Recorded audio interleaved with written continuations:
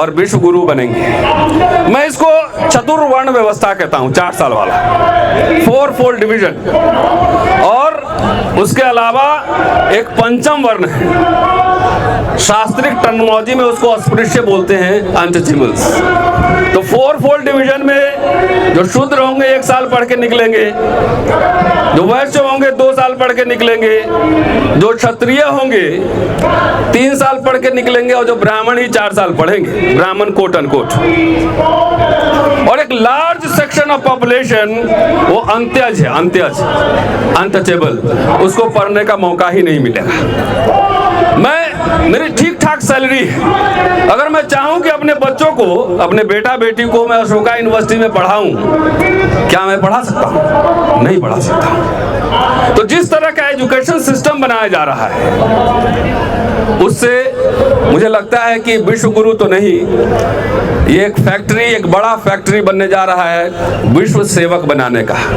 और सेवक में भी उसमें बैकवर्ड SC ST गायब रहेगा। यहाँ के जो तथाकथित सवर्ण मेरिटधारी हैं, यहाँ पे ट्रेंड होंगे, वेस्टर्न वर्ल्ड में जाके वहाँ सेवा प्रोवाइड करेंगे, सेवा प्रोवाइड करेंगे, और वहाँ ले जाकर वहाँ भी जातिवाद करेंगे। जैसे विश्वविद्यालय में यहाँ हो रहा है, देश में यहाँ हो रहा है, इंग्लैंड, अमेरिका, ऑस्ट्रेलिया, मुझे फर्स्ट हैंड इंफॉर्मेशन है कि किस तरह से वहाँ पे जनेऊ लीला, उसको मैं बोलता हूँ जनेऊ लीला, किस तरह से जातिवाद होता है। सिएटल का एग्जाम्पल हमारे सामने है, जहाँ कास्ट बैन किया गया है। अभी कनाडा में दूसरा चैप्टर शुरू हो रहा है। दोस्तों, अगर आप न्यू एजुकेशन पॉलिसी का देखेंगे 60 पेज का जो ड्राफ्ट, उसके बाद भी नंदिता जी को आया है, वही है।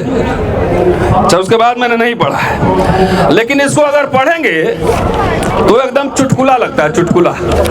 देखेंगे बड़े बड़े फ्रेज, टर्मिनोलॉजी, जैसे education is fundamental for achieving full human potential, developing an equitable and just society and promoting national development, providing universal access to equality, global stage, economic growth, social justice, equality. जो भी word वहाँ बाबू बैठा होगा, जो भी dictionary देख के अच्छा अच्छा वर्ड जिससे वेस्टर्न वर्ल्ड में लगे कि साइंटिफिक ग्रोथ है, सोशल जस्टिस हो रहा है, तमाम है, वो सब जो है इसमें डाल दिया गया है। लेकिन इसमें रिजर्वेशन कितनी बार जिक्र हुआ है? 0 बार। 2 बार सिर्फ सोशल जस्टिस का जिक्र हुआ है, और SC ST OBC का 2-2 बार जिक्र हुआ है। ऑटोनॉमी का बार जिक्र हुआ है। जैसे ऑटोनॉमी बोलते हैं, अच्छा सुनने में अच्छा लगता है। ऑटोनॉमी का मतलब एकेडमिक ऑटोनॉमी नहीं होगा। ऑटोनॉमी का मतलब है दुकान बनेगा, दुकान बनाए जाएंगे, और धीरे धीरे आजकल यूनिवर्सिटी में हर जगह जाइए, पूरे भारत में हर जगह कंस्ट्रक्शन आपको मिलेगा। कंस्ट्रक्शन पे कंस्ट्रक्शन। इसका पर्पस क्या है आप समझ लीजिए, मल्टीपर्पस है। पब्लिक इंस्टीट्यूशन में ज्यादा से ज्यादा बिल्डिंग बना के प्राइवेट हाथ में देने की पूरी तैयारी हो रही है। बहुत सारी बातें हैं। सबसे पहली इंपॉर्टेंट बात तो मैं ये कह दूं और कि इसमें जो प्रोविजन है, मिनिस्टर और बाबूज, इनके बच्चे पढ़ेंगे ऑक्सफोर्ड कैम्ब्रिज में, और आम जनता पढ़ेगा मोबाइल में, और जियो वाला डेटा हर समय बढ़ा देता है ना, पैसा बढ़ा देता है। जब मैं दिल्ली यूनिवर्सिटी में एडमिशन लिया था, 1 साल का फीस देता था 424 रुपए, 3 साल में 1200-1500 रुपए, MA 800 रुपए, PhD ऐसे 2-3 हजार रुपए कुछ लगा होगा। कुल मिला जुला के मैंने कैलकुलेट किया था कि 8000 रुपए मुझे BA से PhD करने में लगे एज ए फीस। आज हमारे कुछ छात्र भी यहाँ बैठे हुए, स्टूडेंट्स हैं यहाँ बैठी हुई है, एक सेमेस्टर का 25,000 30,000, मेरा बेटा मैं भरता हूँ 42,000 का भी, 29,000 एक सेमेस्टर का, एक सेमेस्टर का है।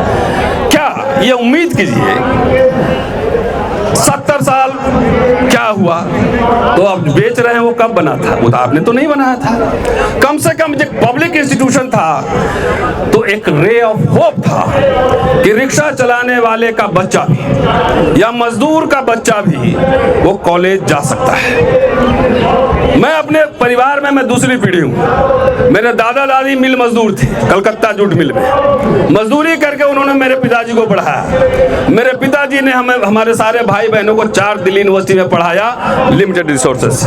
उसमें से 2 लोग हम लोग दिल्ली यूनिवर्सिटी में पढ़ाते हैं और बाकी सब लोग अलग अलग तरह के काम में हैं, कुछ सरकारी नौकरी में। आज अगर ये हो तो कोई अपने बच्चे को 3 बच्चे 4 बच्चे पढ़ा सकता है क्या? नहीं पढ़ा सकता है। तो इंडिकेशन क्या है? इंडिकेशन यही है कि पूरे भारत को ये निरक्षर बनाने की साजिश है और अंतिम में आपको डिग्री दिया जाएगा इंटायर पॉलिटिकल साइंस। लास्ट में डिग्री होगा इंटायर पॉलिटिकल साइंस।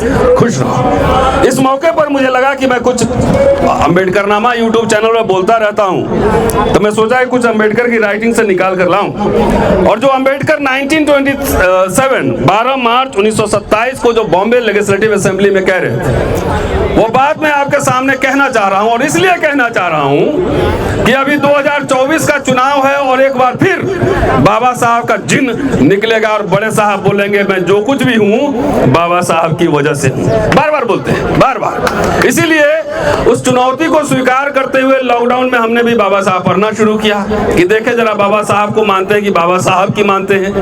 तो एजुकेशन पे जो भाषण है, मैं आपको कुछ चंद उसके पॉइंट्स आपको बताता हूं।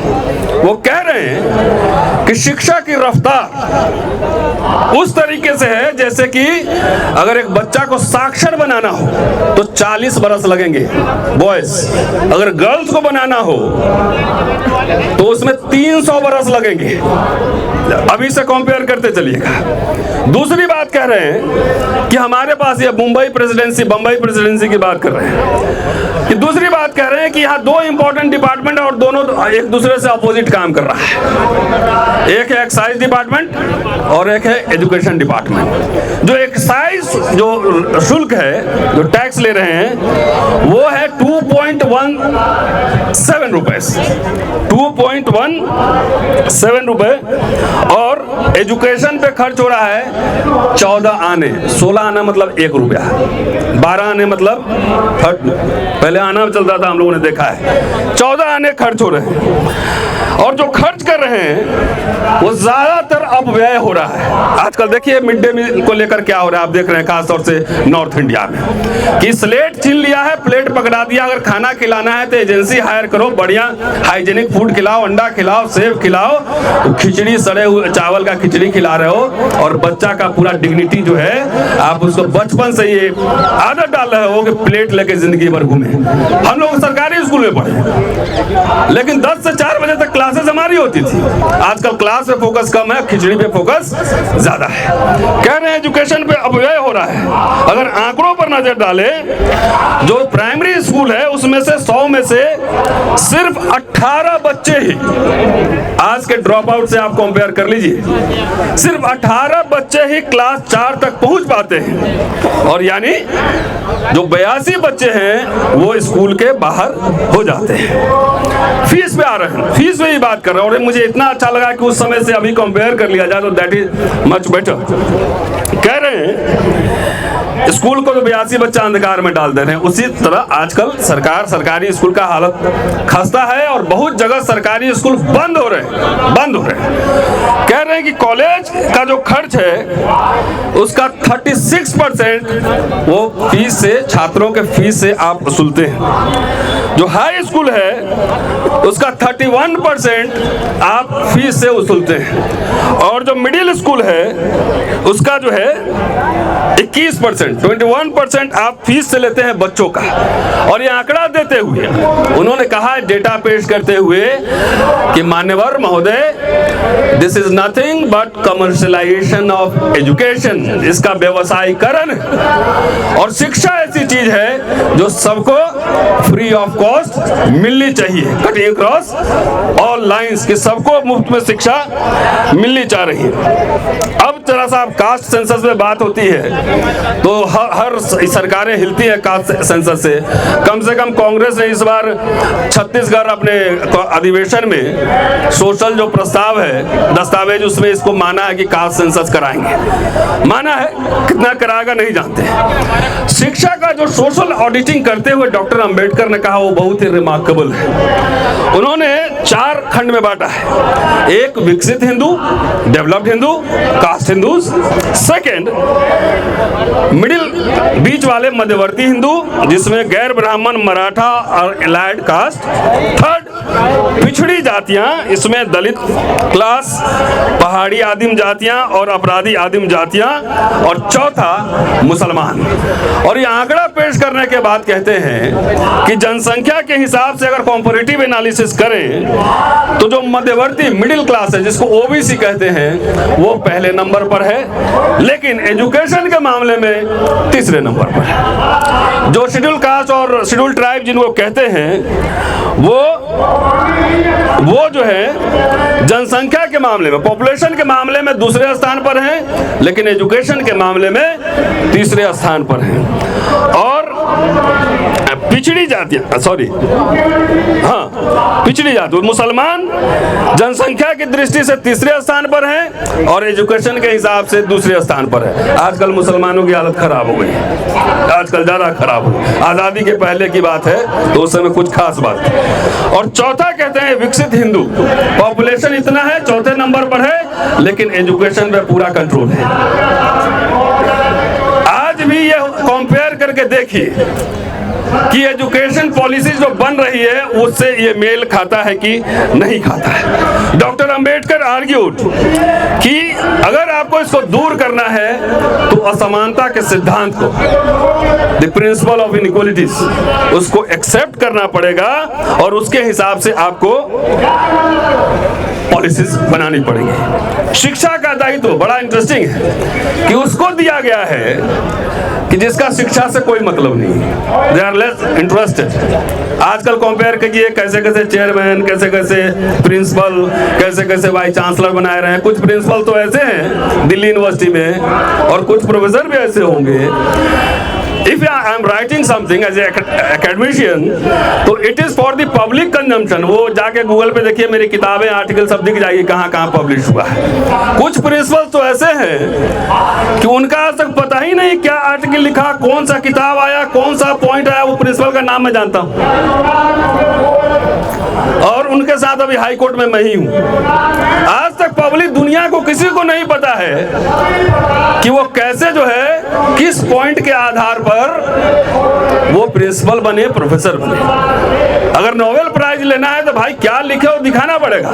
तो आजकल ऐसे लोगों को प्रिंसिपल, वाइस चांसलर बनाया जाता है। बहुत सारे फ्रॉड लोग मैं जानता हूँ और यह समझते हैं हर जगह विंडिक्टिव, हर जगह एक चौकीदार बैठा दिया गया है कि जो टीचर बोले, जो स्टूडेंट बोले उसको जस्ट उसको प्रताड़ित करो, उसको ऑपरेट करो, उसको पनिश करो और सब करो। नंदिता जी जानती है मेरे बारे में, अभी 3-4 मुकदमे मेरे चलते हैं एंड आई लव इट।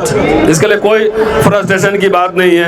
और मैंने बस अंतिम कर रहा हूं कि मैंने एक मुहिम चलाई है और खास तौर से ऐसे लोग, अभी मुंबई IIT का आपने पूरा देखा होगा, दर्शन सोलंकी, और कितने छात्र सुसाइड कर रहे हैं, कौन कितने टीचर, जम्मू यूनिवर्सिटी का एक टीचर सुसाइड किया, शेड्यूल कास्ट टीचर था। तो हम इस मंच के सामने ये कहना चाहते हैं आप सबसे कि कोई भी ऐसा कंडीशन होगा, मैं जिस तरीके से लड़ाई लगातार लड़ रहा हूँ तो मुझे तो 4 बार सुसाइड करना चाहिए था, लेकिन नहीं, सुसाइड नहीं करना है, बोलना है हाउ डेयर यू। कि एजुकेशन में कितना कट हुआ है और स्पेशली SC ST OBC के ऊपर जो एजुकेशन है उसमें कितना कट हुआ है।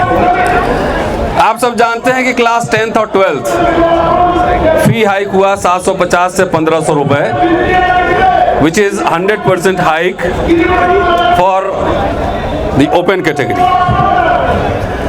SC ST का वो तकरीबन 50 रुपए से 1200 रुपए हुआ, 2300%। बजट अगर देखें 14-15 से 19-20 के बीच में जो एजुकेशन पे बजट था 4.1 टू 3.4 कट हुआ। स्कॉलरशिप प्री मैट्रिक 2015-16 से 2.4 मिलियन, 17-18 में 2.2 million, 8.3% down cut. Post matric 2016-17, 16-17 5.8 million, 18-19 3.3 million, 43% reduction. अभी प्रधानमंत्री जी नॉर्थ ईस्ट में जब चुनाव जीत कर आए तो उन्होंने कहा कि भाई एंटी ईसाई होने का मेरे ऊपर जो तोहमत था वो खत्म हुआ। आइए जरा माइनॉरिटी अफेयर्स में देख लीजिए, हो सकता है मैं गलत हूँ तो आईबी के जो साथी हैं करेक्ट कर देंगे यहाँ मुझे। Academic year 2018-19 pre matric fresh application received 7.3 million, 3.5 million for renewal. अब डिस्ट्रीब्यूशन क्या हुआ? 2.9 million fresh, that is 40% reduction, 60% मिला 40% reduction. 2.7 million renewal, that is 77% reduction. Road construction PWD public works department का बजट हर साल बढ़ रहा है, डिफेंस का बजट हर साल बढ़ रहा है। अगर एजुकेशन पे ये हाल है तो क्या भारत कैसे विश्व गुरु बनेगा? I don't know. और ये जो 4 साल का प्रोग्राम है, मैं यूनिवर्सिटी में पढ़ाता हूँ, हिंदू कॉलेज में हिस्ट्री पढ़ाता हूँ और 25 साल तकरीबन पढ़ाया। और ख़ास तौर से 2002 में अडानी बिरला एक जो कमेटी बनी थी उस समय प्रोटेस्ट हुआ था, वो वापस हुई। 10 के बाद जितना एक्सपेरिमेंट दिल्ली यूनिवर्सिटी में हुआ, मुझे नहीं लगता है कि दुनिया के किसी विश्वविद्यालय में किसी यूनिवर्सिटी में हुआ होगा। और हर साल उसमें डिटोरिएशन है, हर साल। अभी आप देखें कि जो रिजल्ट्स बन रहे हैं, क्या स्टूडेंट का स्ट्रेस हमने देखा है। 6 महीने का कोर्स 3 महीने में रिजल्ट खाना पूर्ति हो रहा है। गाइडलाइंस आ रहे हैं, जब क्लास खत्म हो रहे हैं तब गाइडलाइंस आ रहे हैं। और कुछ घटनाएं, कुछ इवेंट इंसिडेंट्स अभी सुना है एसआरसीसी में हुआ है। तो कितना, मेरा बेटा भी पढ़ता है डिफेंस कॉलेज में। सो मैं समझ सकता हूं कि स्टूडेंट पे क्या गुजर रही है। टीचर परेशान है, स्टूडेंट परेशान है।